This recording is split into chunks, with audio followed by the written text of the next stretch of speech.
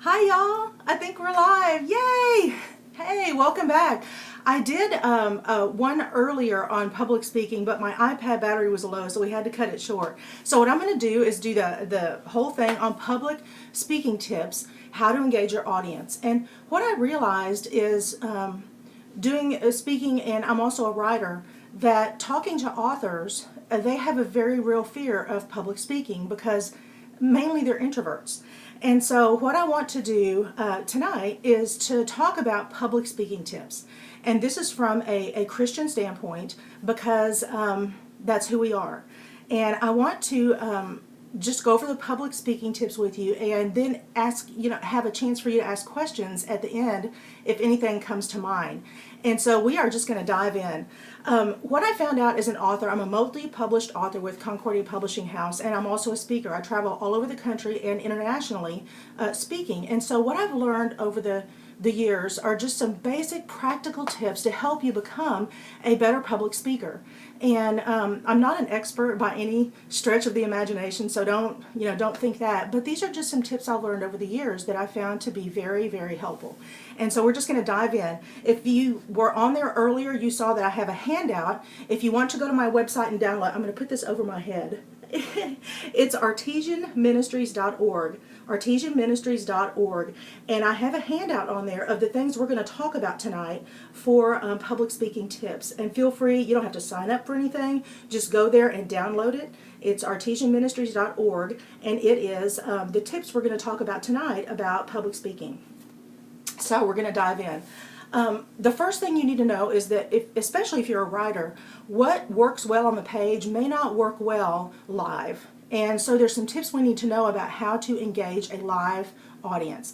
And the first thing you want to do, the first thing on your outline, is to put your audience at ease. That's really what you want to do, because there's nothing, if you've been in an audience, there's nothing more intimidating than having the speaker always feel like they're on planet Mars, like you can't relate to them or anything like that. And so what we want to do is put the audience at ease so that it basically in their mind takes us off the platform and puts us on the floor with them, so they can relate to what we're saying and God can work through that to reach them. And so you want to put your audience at ease, and the best way to do that is to know your audience. Know your audience. That may seem very basic, but it's very different teaching teenagers than it is teaching middle-aged people. It's different teaching if you're doing an outreach ministry versus seasoned Christians. It's just very different. And so you want to make sure you know your audience. And if you don't know your audience, ask the organizer, because they want their event to be as successful as possible. And so if you don't know your audience, for goodness sake, please ask the organizer.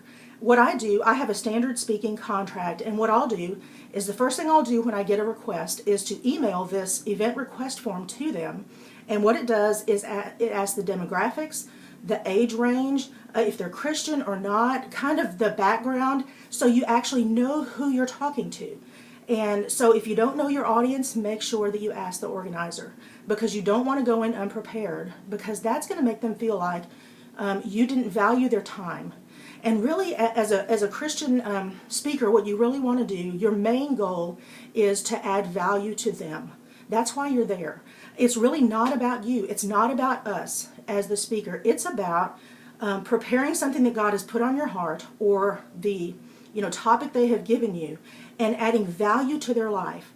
Because think about when you go to the bookstore or anything like that, a book you pick up or a blog post you read, you are doing that because you want to get value out of that. You want to learn something or grow in an area. And so what you're doing as a speaker is you are adding value to them. And so that is the one thing that will help put you at ease as a speaker. If you are very nervous when you hit the platform, just admit it. Say, hey, I'm nervous, but we're going to get through this together. And thanks, man. And make sure that you are adding value to them, that they realize that their time and their money was well spent that day. The second thing you want to do, and this may seem funny, is admit the obvious. When you hit the platform, if you have like a nose ring or a septum piercing, and the people in the back are always going to be like, what is that? Just tell them, hey, look, I have a nose ring or an ear piercing or brow piercing, whatever it is. tell them and say, just so you know, that's what that is for you in the back, and let's just move on. Just admit it and move on. It actually puts your audience at ease.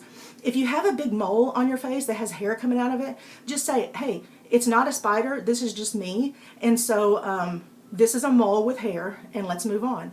And what you're doing, that may sound funny, but what you're doing is you're removing any barriers from them to hear what God has prepared for you to say, okay?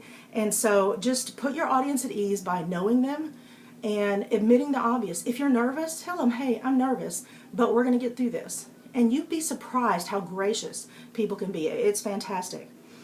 The second thing on the outline, if you just joined us, there's an outline at artesianministries.org that we're kind of walking through that you can actually download later, and we'll talk about that at the end. The second thing you want to do is include humor. That is so important. A lot of Christian speakers are just like very serious, and it has to be very serious. It doesn't have to be serious. Jesus went to parties. You know, it's like include humor, because that opens people's heart to receive some heavier topics. Because if you've been invited to speak about something like, I don't know, divorce or abuse or addiction, something like that, and you're going to hit a pretty heavy topic, when you get people to laugh first, it puts them at ease and makes them more receptive to hear the heavier topics. So make sure you include some humor. And I tend to be kind of a more serious teacher live, and so what I do on my outline is I go back through at the end and make sure that I have places where there is a place that is either going to make them giggle or laugh or something, just anything. Let me tell you what I did one time, because what you want to do is make sure your humor is relevant for that audience. And so I'm from Texas, if you can't tell from the accent, which is special. I spoke in Canada in July, and I went up there, and the first thing, you know, being from Texas, the first thing I want to see is a moose. And so the first thing I asked the guy in Toronto, the cabbie who picked me up, I said, you know, oh my goodness, be sure to point out a moose to me when you see it, because I want to see a moose. I thought he was going to run off of the road. He was laughing so hard. And he said, well, you know, if you want to see a moose, you're going to have to go about 300 miles more north. Well, I didn't know that. But what that exchange did was gave me fodder for a joke the rest of the weekend. Because when I actually reached the conference in Waterloo, when I hit the platform, the first thing I said was, you know, I'm so disappointed I didn't get to see a moose. And there was a split-second pause, and then the whole place cracked up. Because, of course, they know that you don't see a moose in that area, but I didn't. But it got them to laugh, and that was very intentional. And so you want to make sure that when you're including humor, which is important, to make sure that it's relevant for that audience. Like the Canadians would not have gotten an armadillo joke, like a Texas armadillo joke. And so make sure it's relevant for that audience, okay? The third thing you want to do for a public speaking tip is make sure you structure your topic. You know, make sure there's a clear goal and a benefit stated up front. Make sure that you do that, because I can't tell you how many speakers I've seen that you can tell they put no prep into it whatsoever, and they just basically are winging it. And let me tell you, that does not value your audience. They, if they're a woman, they probably had to get childcare and all this kind of stuff to come to this event. And if you're not prepared and you just get up there and kind of wing it, you know, that's not a good thing. It doesn't add value to them. And so you want to make sure you structure your topic. Like in Canada, you know, I said there's a specific beginning and a middle and an end. And we were talking about mission work and how to expand people on getting involved. And so one of the things I did was state up front, you know, where I am at home, we've put these things into practice, and I know that they work. And so by the end of this conference, I'm going to have those to you, and you are going to be able to put these into practice live. Okay? And so they knew from the very get-go that they were going to walk away with something of value. Okay? So you want to make sure to structure your topic that way. State the few things that you are going to make sure they're going to walk away with from your talk, so that they know that they've been added value to for that weekend. Another thing, and what I'm reading off of is the same handout that's on the website. When you go to artesianministries.org, it's the same handout. The author is a speaker. And so make sure you go on there and download it. But another thing you want to do, it's much like writing. You want to have a discernible beginning, a middle, and an end. You know, it's just like telling a story. Make sure that there's a clear beginning, that you don't start in the middle of a story, that there's a middle and there's an end. You know, it's just like writing. You want to make sure that it's like a good story, especially if you're there all weekend. You want to make it read like a good story to where they feel like they've been a part of something, if that makes any sense whatsoever. And the last thing on structuring your topic is to create an outline and memorize it. I mean, how many of y'all have been to a speaking event and the speaker reads their notes? I mean, like word for word, they're basically reading a dissertation. I mean, snooze. Who wants that? I don't want that. I want a speaker who knows their stuff so well that they can basically list some bullets, which is what I do, which is what I've done on this outline. List some bullets, and you can go for 1 or 2 minutes off of each bullet just by glancing at it. And that means you are prepared and you know what you're talking about. Because there's another benefit to that. I'll never forget when I was talking in another state one time and my notes fell off the platform.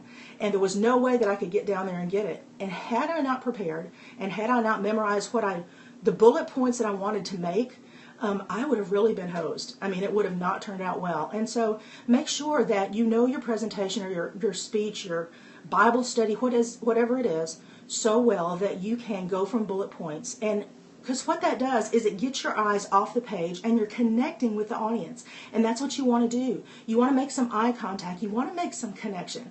I mean, that's why you're there. You know, especially as a Christian speaker, you are there to add value to them, especially from Scripture. And so make sure that you have an outline and you memorize it. Another thing you want to do is create memorable moments. And what I mean by that is if you are hitting a hard-hitting topic, you want to include word pictures. For instance, part of my story is the fact that I've been divorced 5 years ago. And that's a really hard topic for some people if they are still dealing with some issues. And so what I worked for a long time on coming up with a very short phrase that described a very painful time.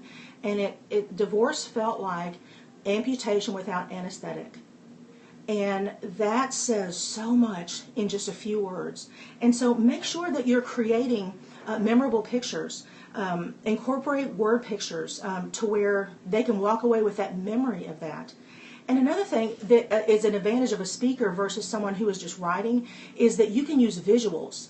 I've taught 2 DVD Bible study series, and I used visuals in both of them. The first one was on the armor of God, and on stage I had a full set of armor and a shield and a sword that my uncle had gotten from World War II. And anytime I would talk about the sword or talk about a piece of the armor, I would actually go to the side of the stage and point to that piece of armor. And it was a visual that the people walked away with saying, okay, now I get, okay, the breastplate of righteousness, the helmet of salvation, okay, I get it. And it was neat to have a visual of that. I'm not a huge fan of PowerPoint. I'm just not. Because what tends to happen is the speaker reads what's on the PowerPoint. And that is another snoozer. Oh my goodness. If you have to use a PowerPoint, use a visual instead. Especially if you're teaching a Bible class, do something with a map. Of the Old Testament land or something like that. Do something with a map or a visual that they can actually put 2 and 2 together and see some really cool things. And so that's the benefit of a speaker. Have some visuals that connect with your topic so well that they walk away remembering the points that you have prepared. Another thing that we want to do is evoke emotion. And that's actually very important because especially if you're talking about a hard-hitting topic like divorce or abuse or whatever, you want to speak from experience. Because I'm never going to talk about what it feels like to not have a leg because that's not my experience. But I can talk about what it feels like to go through a divorce. I can talk about how hard it is to forgive people who have hurt you so bad. But out of obedience, that's what you have to do. And I could go all day on that topic. But when you're speaking, make sure that you're speaking from a place of experience because it gives you a sense of authority for that. It's just very important to do that. And also, if you're talking about a painful time in your life, make sure that you've rehearsed talking about it. Because I'll never forget one time I went to see a speaker and she was talking about abuse or, in her past. And once she hit that topic, I could tell that she had never talked about it before, because she literally had a meltdown on stage. And I felt so bad for her, and everybody in the audience felt bad for her. And they literally had to walk up and, like, carry her off stage and get her off. And what you want to do as a speaker is, if you're there to add value to them, you want to make sure that you can get through it. And so, it may sound contrived, but actually you just want to make sure that you can get through it. When I talk about divorce, it hits a lot of painful spots for a lot of people. And so, or, getting through divorce. And so what I did was sat for a long time and figured out a way to say what had happened without saying what had happened. And the phrase that I came up with is, one day I discovered my husband was leading a secret double life that he was unwilling to turn away from. And that day was the last day of our marriage.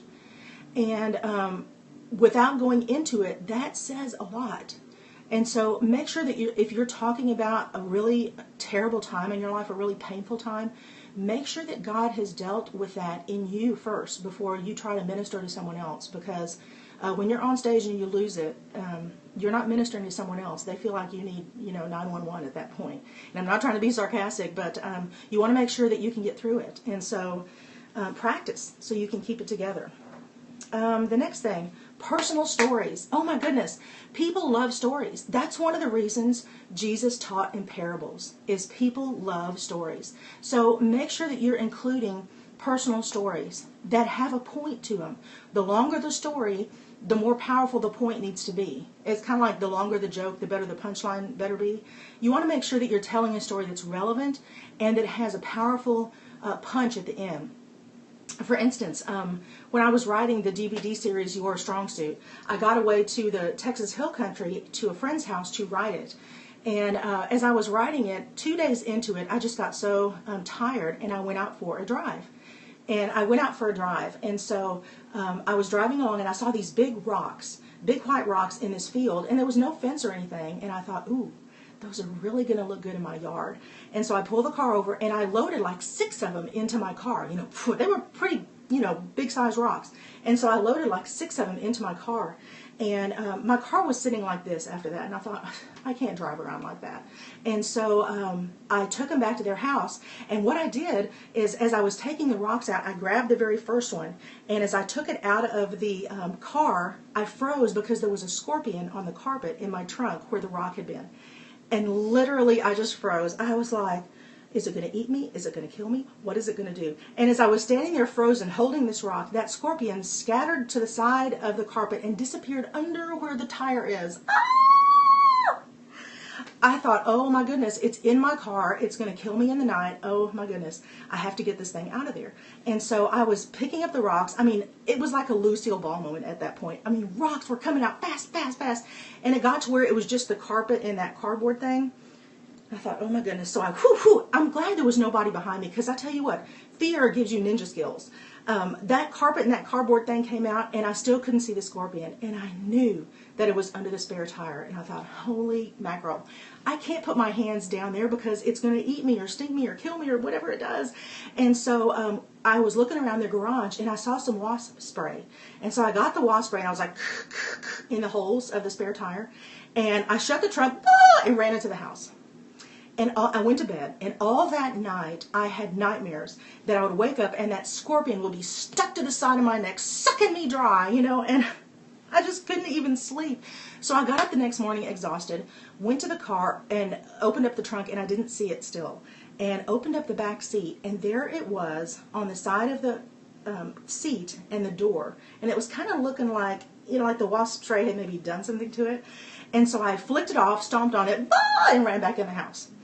Well, I get home, and a week later, I am still seeing scorpions out of the corner of my eye. I have 2 cats, so every time they walked by, it'd alarm me, and it'd puff them, and we'd alarm each other, and it was horrible. So after a week of that, I finally had to stand in the middle of my living room and say, there is no scorpion in this house.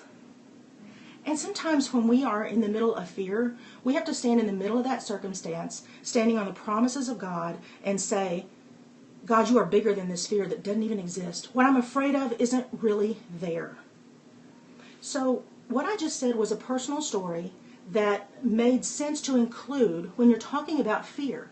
And so make sure you include personal stories and make sure there's a point to your story, because people love stories. They connect to stories. So as a public speaker, you want to make sure that you're telling stories just like Jesus did. He told parables. And what's interesting is if you read through Scripture, most of the parables started out with a question, by someone asking Jesus a question. And the parable is the answer to that question. And so you want to make sure if you're telling a story, there's a point to your story in your public speaking. Because, we're back to the outline, stories allow the audience to connect their experiences to your point. It's another thing where, the scorpion story doesn't really make me look that great. It makes me look like a dumb blonde, but okay, whatever. But what it did, it's another one of those things that took me off the platform and put me on their level, to where it's someone that they can relate to. It's someone that they can say, oh, okay, I can relate to that, or oh, that's happened to me. You want people to be drawn in and relating to what you're talking about. And so that's very important to tell stories. You also want a power-packed conclusion. And what I mean by that when you're public speaking, especially if you've done a weekend-long retreat, is you want to make sure that if you've asked any questions or put anything out there for them to think about or ponder, that by the end of the time you talk, you want to make sure that you have tied everything together and have put a bow on it and let them go home with all the blanks filled in.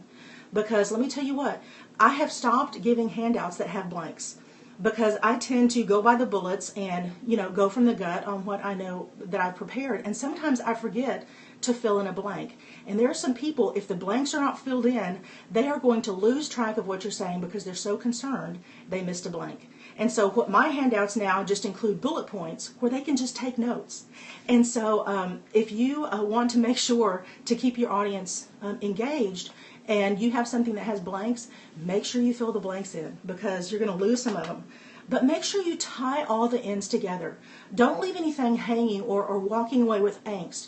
You definitely want to start that at the beginning to get the wheels going and them thinking and praying about some things or diving into Scripture about some things. But by the end of the conference or the end of the retreat, make sure that you've tied those ends together so that they walk away with some answers from Scripture, from your experience, from the organization, whatever it is, that they can actually put into practice at home. And one of the final things you want to do is pray over them. That's so important because, again, it is not about us. It is not about the speaker. It's not about who we are. Big deal that we're on a platform. Okay, it's about adding value to them. And I tell you what, especially if we've hit some tough topics, and I end the retreat or the conference saying, okay, let me pray for you. And I literally pray over them. For God if God has stirred up something in them, for Him to keep working or sending people to them or whatever it is. I've had so many people come up to me and tell me that was such a blessing for them, for the speaker to actually pray for them. Because it's not about us. Add value to them. Pray over them. Pray a blessing over them. Send them home with a feeling of strength and encouragement from the Lord. That's really what you want to do. So pray over them. So many speakers I hear, they're like, especially when they get up at first, they're like, God, give me the words and all this kind of stuff. Well, that's all about you. You absolutely need to pray before you hit the platform. But what I do is I ask the leadership team to do that with me, to where when I hit the platform, it's all about them and adding value to them and praying over them when it's finished. Because once again, they need to know that they're valued and loved, especially women nowadays when social media is so prevalent with outward appearance being everything. So pray over them. It's very powerful. And as we close up, I know this may seem basic, but the last thing on the outline is appearance. Appearance. Ensure that your attire fits the occasion. If you have been asked to speak at a beach weekend retreat, don't take a formal. If you've been asked to speak, at the White House, don't take a swimsuit. It's very basic, but you'd be surprised how many people don't get that right. I was asked to, attend a beachside devotional down in Galveston one time, and we're all sitting around there in shorts and sweatshirts, and here comes the speaker in a full suit, and it was so uncomfortable just trying to watch him to sit down. And so you definitely want to make sure your attire fits the occasion. And another thing is to wear something that makes you feel comfortable.